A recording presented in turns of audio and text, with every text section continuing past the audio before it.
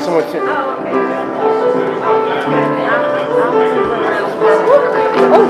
Oh no.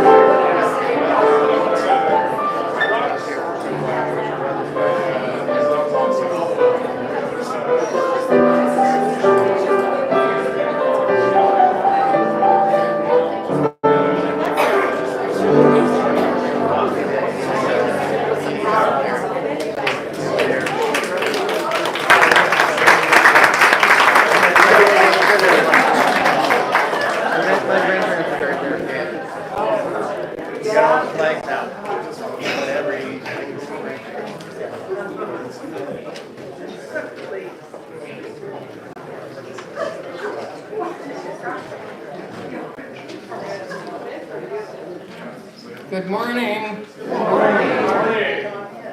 Please silence your cell phones. On behalf of the Board of Trustees, I would like to welcome you to the Unitarian Universalist Congregation of the Swananoa Valley. That's a mouthful. My name is Marty Saltzman. We are a welcoming congregation united on the side of love and justice. We are a community of people who embrace a common desire to lead a rich life filled with the spirit of life and the desire to make our world a better place.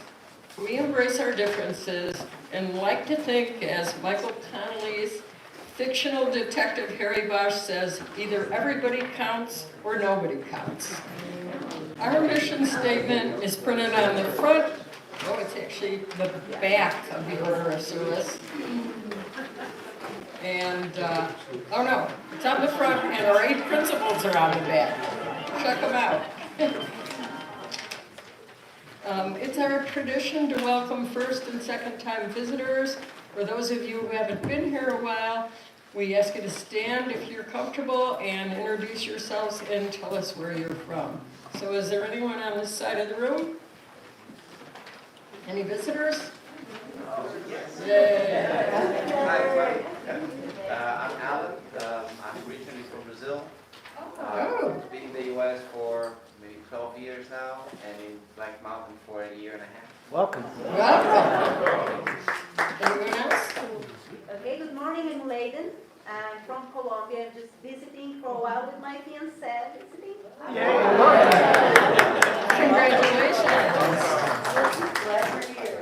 Okay, anyone else over here? I'm from Dallas, Texas. Don't tell you know it's a common area. Yay. It was just 94 yesterday.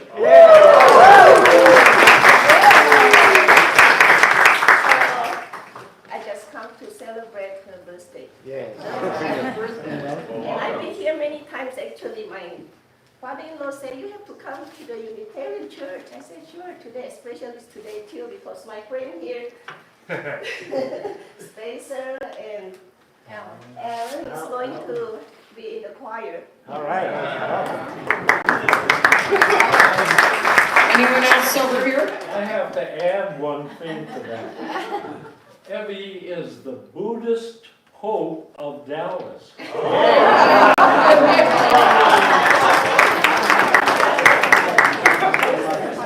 Actually, there's no pope in the Buddha.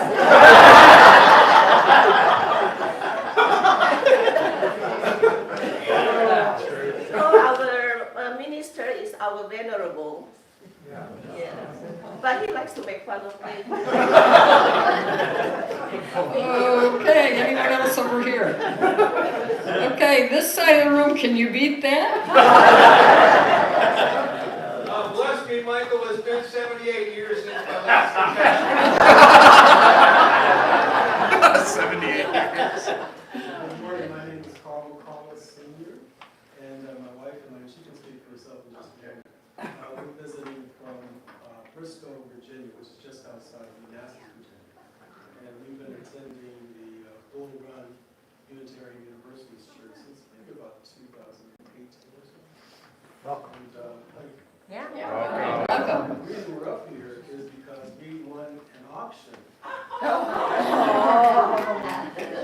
Wow. And so we're here for a week from Wednesday to Wednesday. And we're enjoying ourselves. Welcome. Well,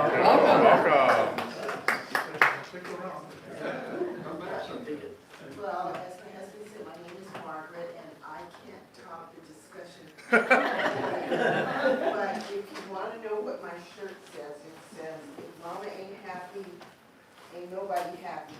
If grandma ain't happy, run. We're happy to be here, and the lady who put up her house for auction also attends the UU church. She didn't tell us that there was a UU church here, but we happened to drive by, and he had his eye on the road, and of course I was looking, and we saw the sign, and so we said, Love beyond belief. Anyone else? So, hi, I'm Elda. I'm from Asheville. This is my second visit here, and I can't talk that. Welcome. However, I am a 90, so I can really relate to that. So, I'm here visiting my lovely friend, Carol, and it's the second time I've been here, and I really enjoy it. Welcome back. Welcome. Okay, if you'd like to know more about us, get our newsletter. If you fill out one of these cards that's in the back of the pew, or some of them are in the hymnals where there aren't pews, and leave it up in the foyer, we will be in touch with you. And also, we have members of our membership committee. If they'd like to stand, they're wearing orange name badges. I forgot my name badges. I Anyway, didn't forget it, I forgot to pick it up, it's here. I'm just membership, so I'm talking to everybody as everybody's coming in. they will be happy to chat you up and tell you more about us. And today's a great day for that because we have a potluck following the service, and please stay. We always have too much food. Okay. Where am I? I'd like to read our land statement.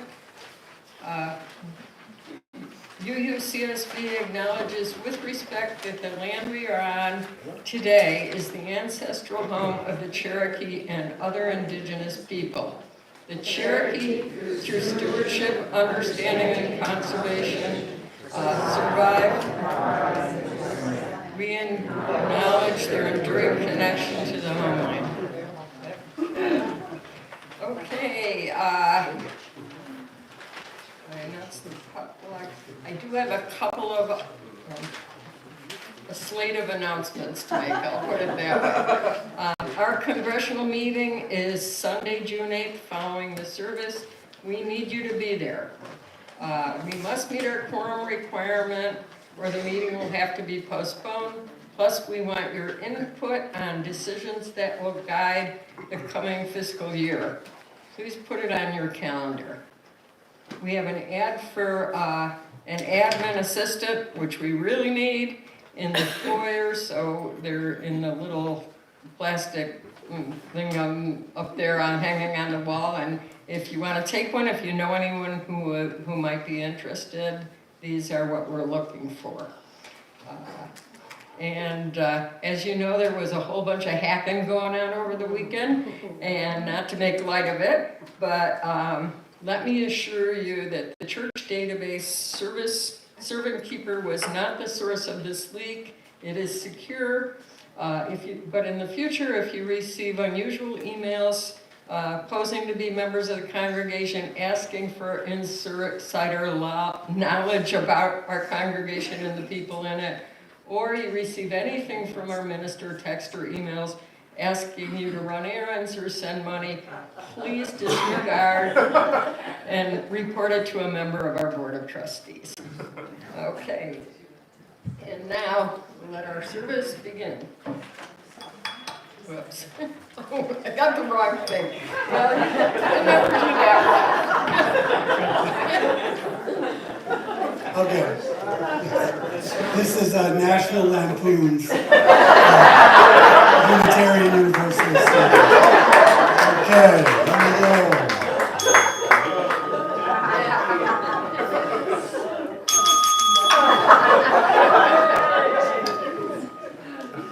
It's the stress of it all. Yeah, I don't want to wait until Jim's brother made his transition this weekend. This week. So this is what this candle is for. Thank you, Michael. You know, my memory by the time I get to George, it'll be gone. Yeah. So anyway, thank you, Marty, for that. We also have a congregational meeting. Marty said we have a congressional meeting, which occasionally we do. Yeah. You can't beat it with a stick, Marty. Anyway, welcome these beautiful faces this morning on this Memorial Day. Thank you, Diane. Opening words are from Unitarian Universalist Lois E. Van Leer. We light this chalice not because we must, but because we can. We light this chalice not because we have the truth, but because we each come bearing and seeking many truths. We light this chalice in connections across various cultures, distance, class, and language. We light this chalice that our religion may be a beacon of light, of hope, and of justice. We light this chalice to kindle our hearts and our minds. And so, thank you again, Diane. Please join us in the singing of our opening hymn this morning, which is number 18. What wondrous love is this? Number 18.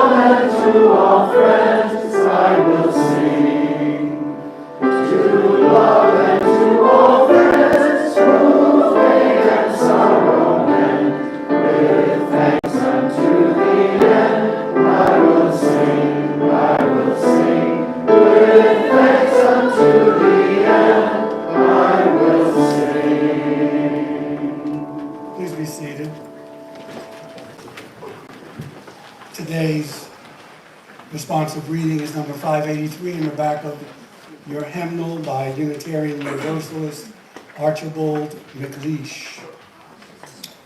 It's called The Young Dead Soldiers. We'll read this responsively. The young dead soldiers do not speak. Nevertheless, they are heard in the still houses. Who has not heard them? They have a silence that speaks for them at night and when the clock counts. They say, we were young, we have died, remember us. They say, we have done what we could, but until it is finished, it is not done. They say, we have given our lives, but until it is finished, no one can know what our lives gave. They say our debts are not ours, they're yours. They will mean what you make them. They say, whether our lives and our deaths were for peace and a new hope, or for nothing, we cannot say. It is you who must say this. They say we leave you our debts. Give them their meaning. We were young, they say. We have died. Remember us. Yes, whether you agree with the war or not, they gave their tomorrows for our today. We have a treat, as usual, from our choir.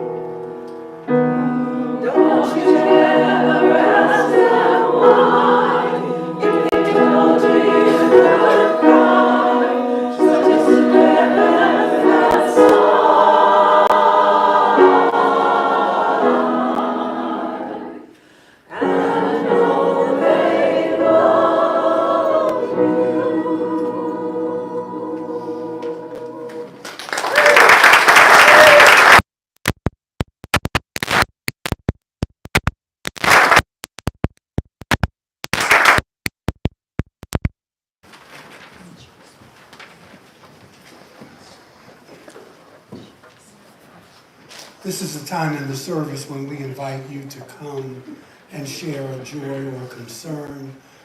We have all the elements here, the rocks, the water, the fire. And let me just do this quickly for Mark, Thank you. that he journeys safely.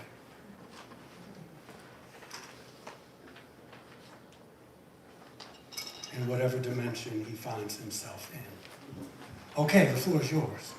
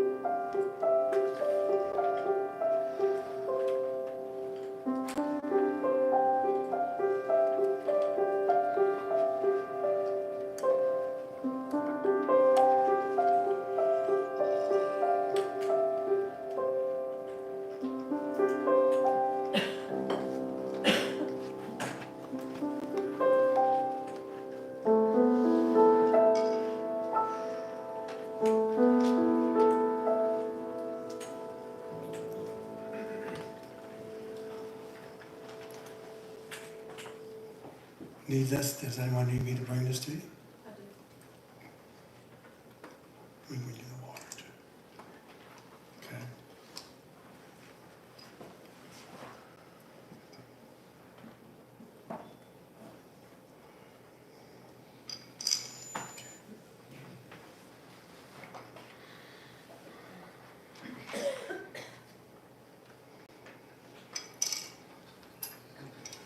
This stone is for those of you who, for whatever reason, decided not to come up. Just know that we keep you in our thoughts and prayers and in our hearts and minds.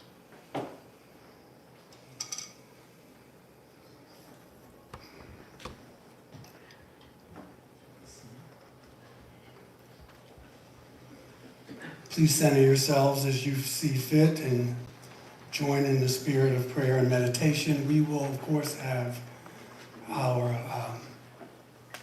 time of quiet afterwards.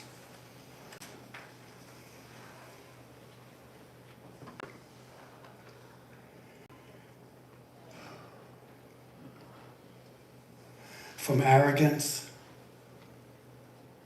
pompousness, and from thinking ourselves more important than we are, may some saving sense of humor liberate us.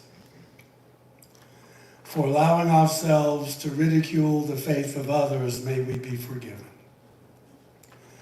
From making war and calling it peace, special privilege and calling it justice, indifference and calling it tolerance, pollution and calling it progress, may we be cured.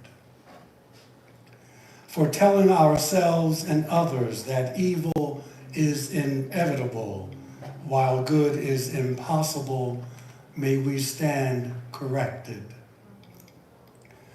God of our mixed up, tragic, aspiring, doubting, and insurgent lives, help us to be as good as in our hearts we have always wanted to be. And now, while our minds are one, for this brief moment, I leave you with the eloquence of silence.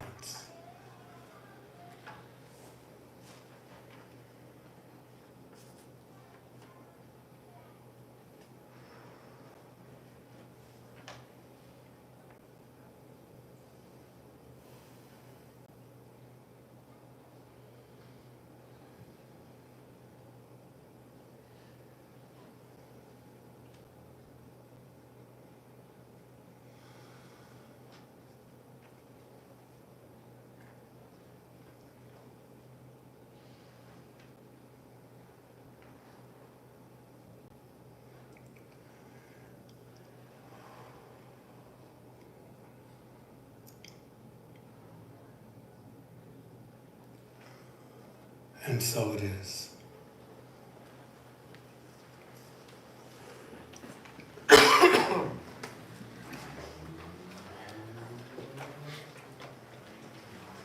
It's time to collect this morning's offering.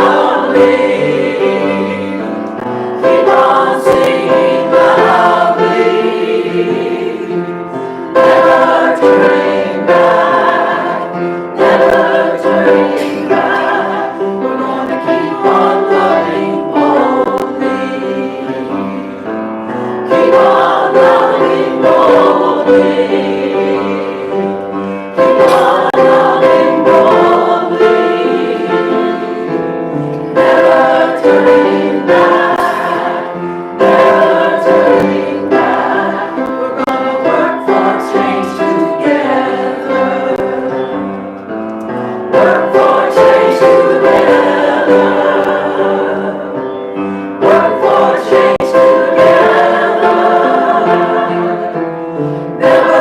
turning back, never turning back.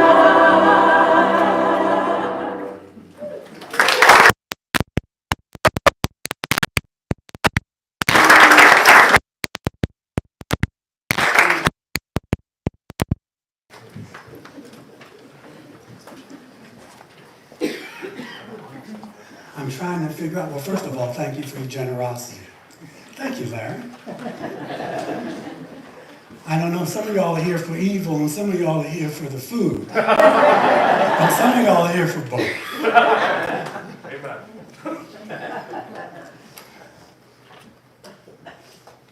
Nice light topic to start the morning. So, you know, I put a lot of thought into this, you know, I wasn't sure if I believed in evil.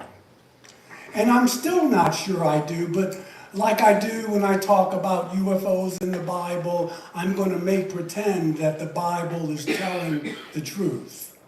And then the truth comes to me, instead of start doing all this, you know, these mental gymnastics. The reason I did not think, I'm leaning towards it, but again, let's make pretend it does exist, is because as a person who believes in life after life and very influenced by Eastern thought, I figure that if we do reap what we sow, even, you know, positive and negatively, then all debts are paid. You will get what you put out.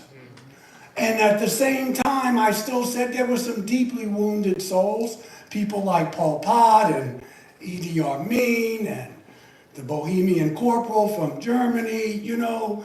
I just said, well, you know, they're going to get theirs. It may not, it seems evil to me because I'm not patient enough. That I want to see him get it right now.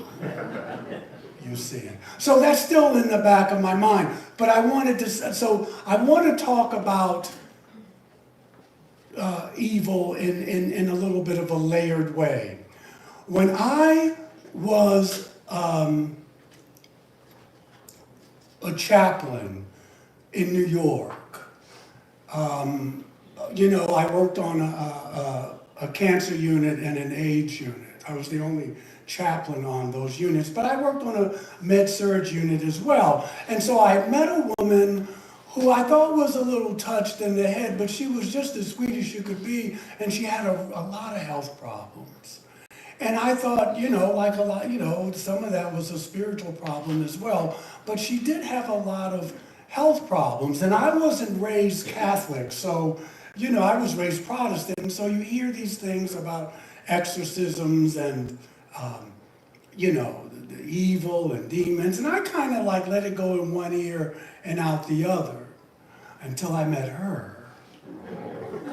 And so I did what we're taught not to do, which I find myself doing all the time, that when people leave that hospital, you do not keep in touch with them. Okay, that's a boundary there, you know.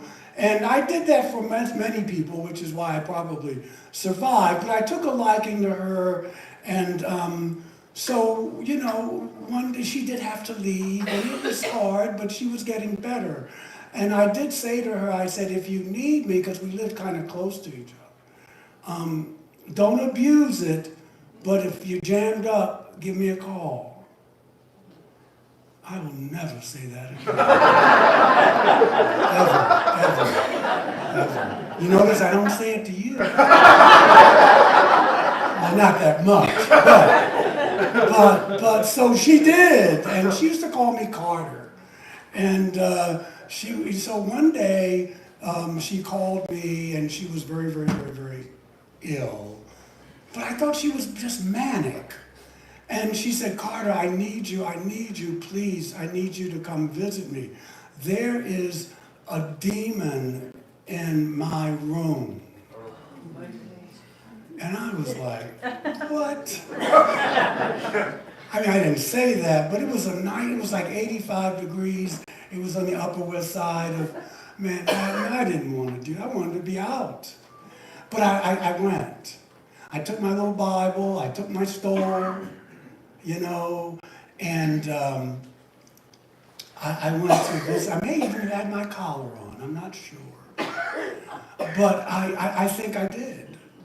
Anyway, she lived in a little welfare hotel up in the West 80s when the neighborhood was changing. It wasn't Panic in Needle Park like Al Pacino's movie, but it was kind of rough, you know, depending how you roll.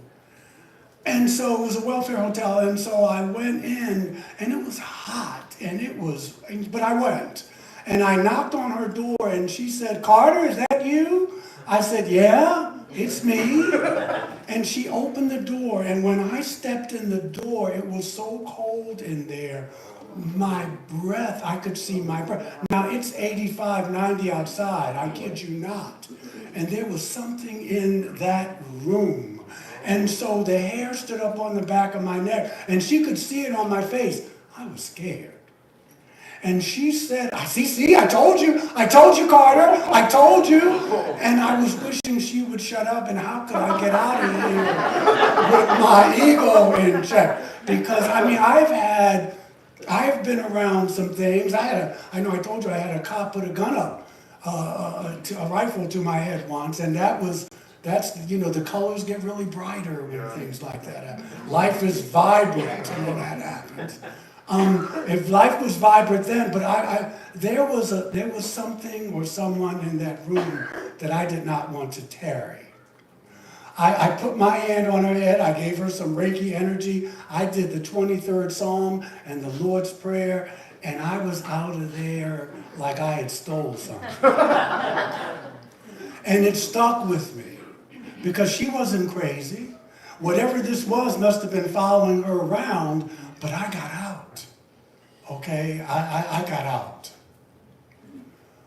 Then, some years after that, I was walking up 7th Avenue, just coming out of Macy's, I believe. And I was walking up towards Times Square. It was a nice day, and I remember I was on the northwest corner of like 37th Street. And I, walked past Macy and on 34th, and I can't explain it, but the air got really thick and heavy. And again, the hair went up on my arms and neck. And I was like, what is going on? And I walked and I looked up, and there were two guys. First of all, people were parting like the Red Sea. And I was like, well, what is going on? And there were two guys in the front.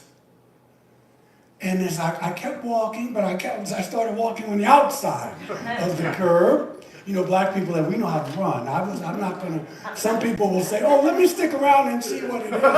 I'm going to, horror movies, black people run out of it. The movie's only going to be 10 minutes long if it's all black people. We run. Okay, you can tell us about it later. So I just went on out to the side, and John Gotti, remember him, the Dapper Dan? Yes. A convicted murderer, you just couldn't prove it. And he had on, it had to be a $5,000-$6,000 suit, double-breasted, hair slicked back, and then he had two bodyguards in the back. But I felt his energy before he even came, and that was evil. Now that's how I would define it. It was evil. And I just went on across the street and just went on around. But I want to talk about something else. And I'm going to use Hannah Arendt's quote, the German philosopher who you really should read her stuff if you haven't. She says, the death of human empathy is one of the earliest and most telling signs of a culture about to fall into barbarism. And I like her, she's Nietzsche, she's a Nietzsche person. She's influenced by Kant, Heidegger, all the great European minds, existentialists actually, on philosophy. And she wrote about something called the banality of evil, which I want to share with you before I get into the meat of this. She says that the banality of evil refers to the idea that evil acts can be perpetrated by ordinary, unexceptional individuals, not necessarily those with malicious intent or a deep-seated hatred. She says that she suggests that evil can stem from thoughtlessness, not knowing how to think, routine obedience, and a lack of critical thinking rather than a deliberate choice to do harm. She argues that figures like Adolf Eichmann, whom she met and voted for the death penalty for him, a key organizer of the Holocaust, was not driven by a love of violence or hatred, but rather by just a bureaucratic mindset and willingness to follow orders. The banality of evil highlights how people can become complicit in harmful acts without fully understanding their implications or considering the moral dimensions of their actions. She suggests that when individuals prioritize obedience to authority or conformity over independent thought, they can inadvertently participate in systems or actions that cause great harm, which is why some of the churches were complicit, because you're not supposed to be asking questions. You know what I mean? It gets a little, no, don't ask any questions, you're a troublemaker. Which is why you're Unitarian Universalists. Because we ask questions, right? The banality of evil challenges the idea that evil is always the product of extraordinary individuals or motives. It says that evil can be found in the everyday and the routine functions of society and in the lack of critical reflection. And so in a wonderful book, you know, evil's committed by people who never really make up their minds to be evil.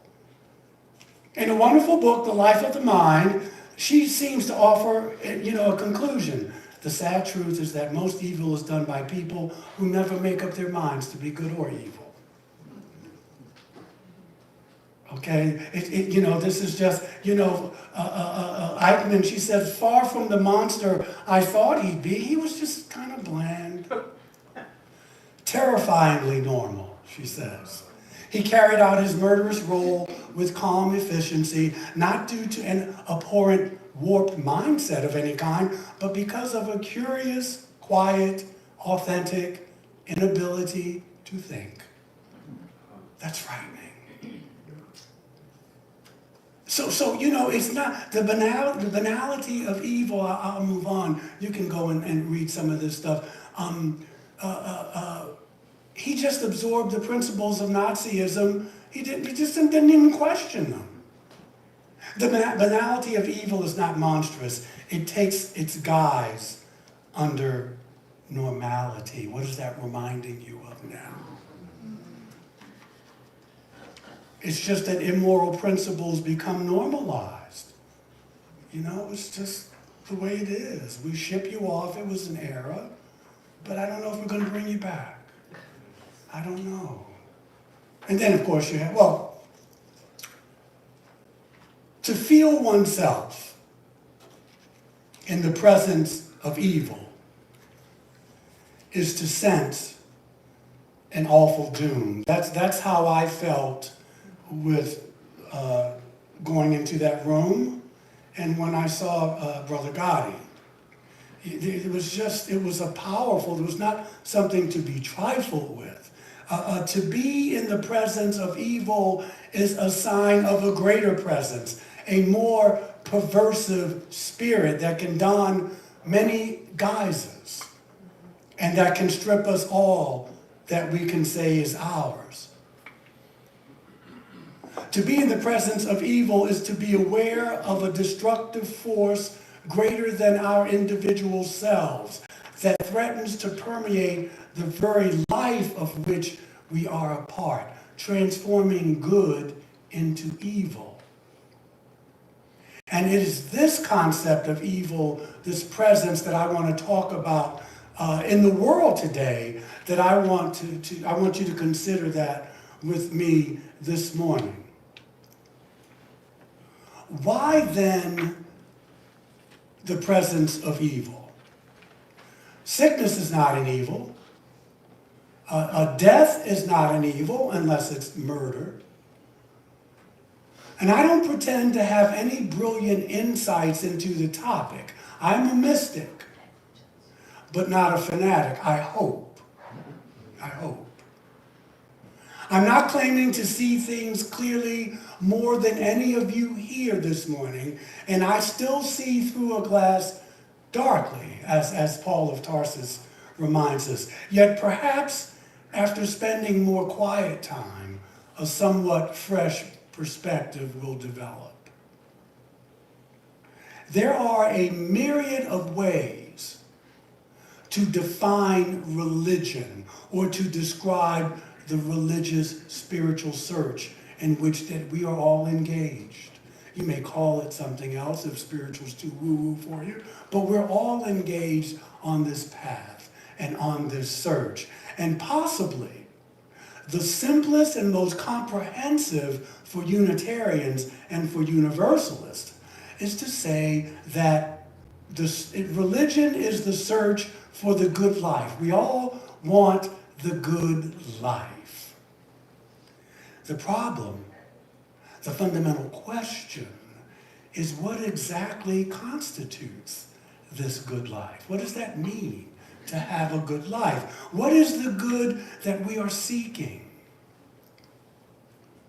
2,000 years ago, Cicero observed, the inability to tell good from evil is the greatest worry of one's life. It would appear that today, this remains our great concern, or it would be more correct to say it should be our great concern. More than 2,000 years ago, the Hebrew prophet Isaiah cried out, "Woe to them that call evil good and good evil, that put darkness for light and light for darkness, to put bitter for sweet and sweet for bitter." And so, this is where we are. We can't agree on facts anymore.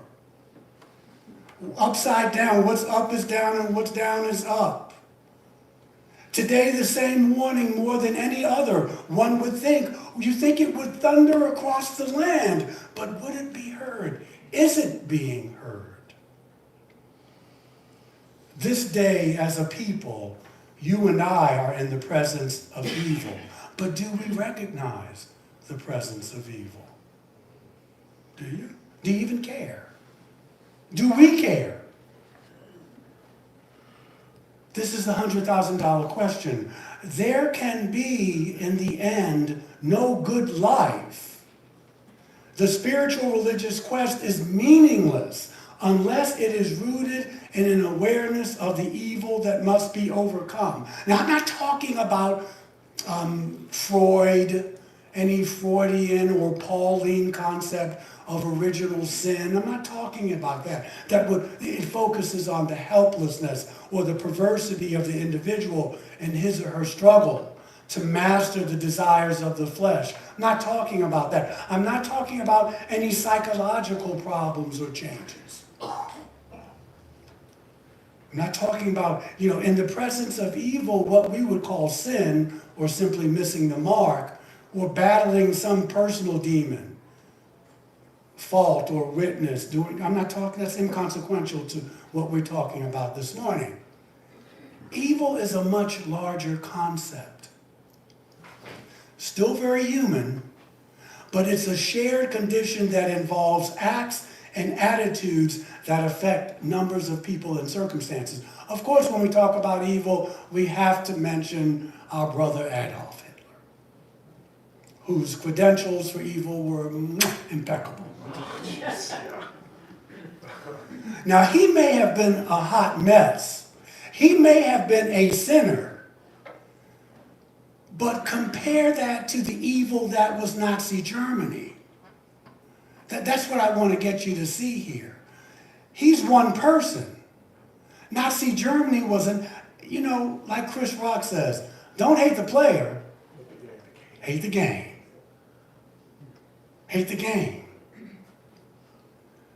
Compared to the evil that was Nazi Germany, one cannot describe the Nazi era with any one man or woman or one act. So we look at Hitler. He's the player.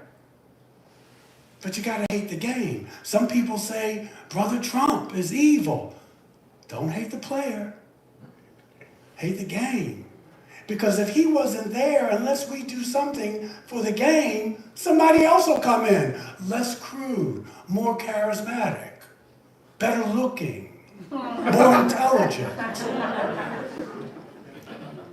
Hitler was the leader, but it involved an entire people, a humongous energy of attitudes and actions, both conscious and unconscious. It boggles the mind, even in retrospect, that an entire nation, Nazi Germany, had the highest number of PhDs in Weimar Germany. Look it up. So they had good sense. They were intelligent people. But they became the embodiment of evil. In America today, we're in the presence of evil. Did you know that? It's not race. It's not about race. It's not the violence. It's not the reckless, callous disregard of law and order in so many places in our society. It's not that. These are signs. They're expressions of a greater evil, which is the emerging attitude, the approach, the popular climate of today that allows it or even encourages such particular evils to exist, and largely not to recognize them as evil. Regardless of all the talk about the callousness of American indifference and annoyance over the desperate cries of protest, it may well force a violence that could shatter and cripple this democratic experiment for good. We live in those kind of times. But in the face of these and other particular evils, our leaders have assumed a stance that is terrifying in its blindness and, yes, in its arrogance. We pride ourselves on being a pragmatic, practical people who stick to the facts and by and large to what is reasonable and right. And I think about Churchill's, what did he say about Americans, that you can always count on America to do the right thing. Of course, after they've tried everything else. But let's be clear, there is much in America that is precious and beautiful. There's much. We as individuals and as a nation can be proud of great accomplishments, but freedom is fragile. Democracy is fragile. It's an experiment. We haven't reached it yet. If you think we live in a democracy or that we ever did, I know there's a bridge for sale. This is what we're doing. You wouldn't have to have gay rights or African American rights or poor rights if you lived in a democracy. It's an experiment. Don't forget that. You hear all this now about, well, who was running the country when Biden was sick? The same people who run it all the time, the corporations. If you think the president runs the country, I got another bridge for you. There's the illusion of that, and yes, he or she will do, maybe she one day, but it's not that's not happening. That's not happening. It's not happening. Today, there is reason to be extremely concerned for our survival as a free nation, as a free people. But do we realize this? We can, without reason, point to so much that is very good among us in a nation. There is good, there is virtue in what we have done and are doing as a people. Only the eternally blind would categorically damn America as a nation. But times of tension can dim the sight in all of us, and we can become polarized in our vision and responses. We confuse patriotism with submission and subservience.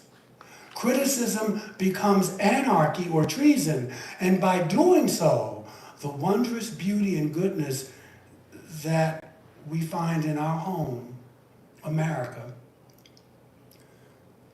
is to be destroyed. Woe to those that call evil good and good evil, that put darkness for light. Now, I was going to call this deliver us from evil, but I called it the presence of evil because the word presence can have a special meaning. Presence involves recognition. It means you're aware, that you're woke, that you get it, which is the vital factor in coping with standing up to evil. One might be uneasy in the presence, but you know it's there. That's half the battle. Now, in a pluralistic society, everyone has a different spiritual or religious belief. And this does not mean, however, that there are no eternal verities, that there are no eternal truths, that there are no values that must direct an individual or people. People and nations are not exempt from moral choices or ethical obligations.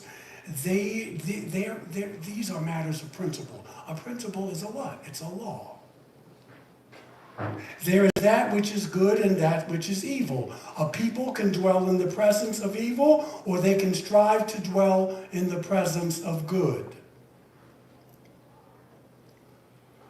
A nation, individuals we know, nations have karma, just like individuals do. A nation must be willing to struggle to make good choices. A nation must turn from the selfish contemplation of its navel to see and to recognize the greater issues that affect us. We are not helpless or hopeless, and we are not powerless. We can see what is happening to us as a nation and the policies and follies that we are now committing at home and abroad. Ray Charles can see it. We cannot flee this responsibility in surrendering to our baser instincts, to selfish disinterest, or philosophical despair. We can't afford to. You can have the stoic outlook. I do. I try not to worry about things I can't control. And, Buddhism talks about there's nothing wrong with that. But you got to be careful with that because it becomes narcissism that you don't want to face. You got to walk a fine line with that. Because, I'm just not going to turn on the news. I don't want anybody around me talking about it. Is it going to be unpleasant? Yeah, life is unpleasant. If you get to the point where you just tune it off, then you're a narcissist and you're part of the problem. No more of that. You know who you are.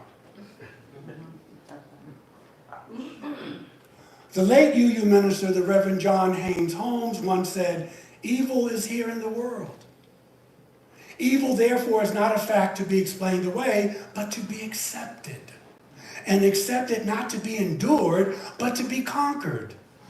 It is a challenge neither to our reason nor to our patience, but it is a challenge to our courage." To our courage. Courage is the power to do more than is reasonable. It is the power to do what is right. Religion is not a purely rational exercise. It is a devotion. Devotion demands courage. The courage to choose and to conquer. The church is not, we're no saints here. We have some angels here, but we have no saints here. Nor is this a place for you to come and escape from the world. It is a place of devotion. We have fun here, we laugh, we cut up, and it's good. What did Alan Watts say? A true religion is the changing of anxiety into laughter. We do that here. You saw the opening. Saturday Night Live. We planned it. Marty and I worked on this all week. But it's a place for fun and fellowship and friendship. It is a place also for honest doubts, questioning, and continuing dialogue. But primarily, it is a house of faith when we come to measure ourselves and our society against our ideals, against the higher vision of what we will become. It is a place where we would be in the presence of the Most High. Whether or not you find yourselves able to use the word God, that's no concern of mine. Call it what you will. The courage we need to confront evil comes through our devotion. To what? To the good, to the beautiful, and to the true. Yes, we live in the presence of evil, but we know that there is nothing preordained or final about evil that is of our own creation. Remember what King's mentor, Dr. King's mentor, Howard Thurman says. The contradictions of life are never final contradictions, right? Good Friday has to come before Easter. That's how it works in the Milky Way galaxy. Now in another galaxy, it may be different rules, but we live in the Milky Way galaxy. And this is how what you reap, you sow. Carlyle said, evil once confronted ceases to be evil. Ceases to be evil. Let us have faith to believe that this is true. In the presence of evil is not a hard-hearted realism, a confession or abject surrender that is called for. What we are called to do is have an understanding and an affirmation that is both humble and proud. Put your head up. Fear not. You don't have to have fear. Deliver us from evil. That's what we want, to be delivered from evil. But who's going to do that for us? Unitarian Universalism rightly insists that our greatness rests in our ability to use our wits and our willpower to suffer and to rise again, to err and to know enough to cease from making the same error, to go from the presence of evil to the presence of the Most High. Whatever that is for you. May not be the same for me, but doesn't matter.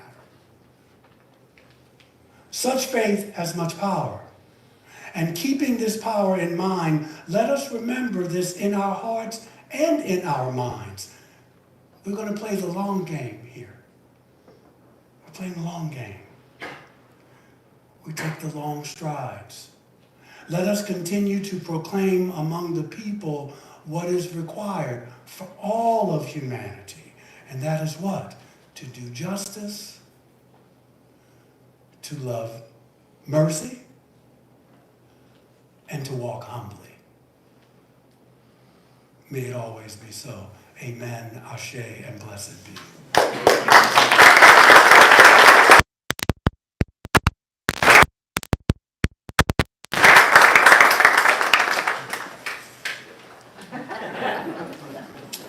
Minutes after, we can still eat. Please rise as you are willing and able and join in singing our closing hymn, number 144, Now is the Time Approaching. For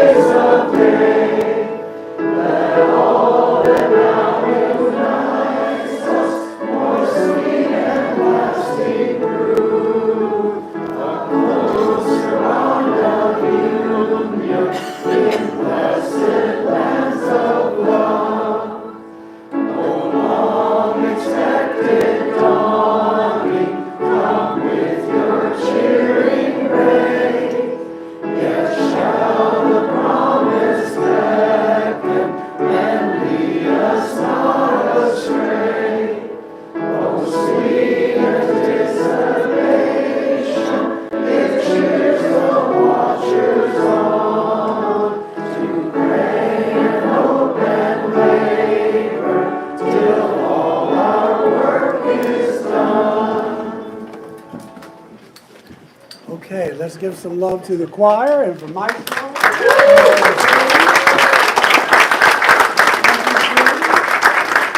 for Michelle for being here. May the love which overcomes all differences, which heals all wounds, and which puts to flight all of our fears, and keeps us from being separated. Will that be with us? May that be with us until we meet again. Hopefully a little longer, but at least until we meet again. Have a great Memorial Day weekend. Thank you.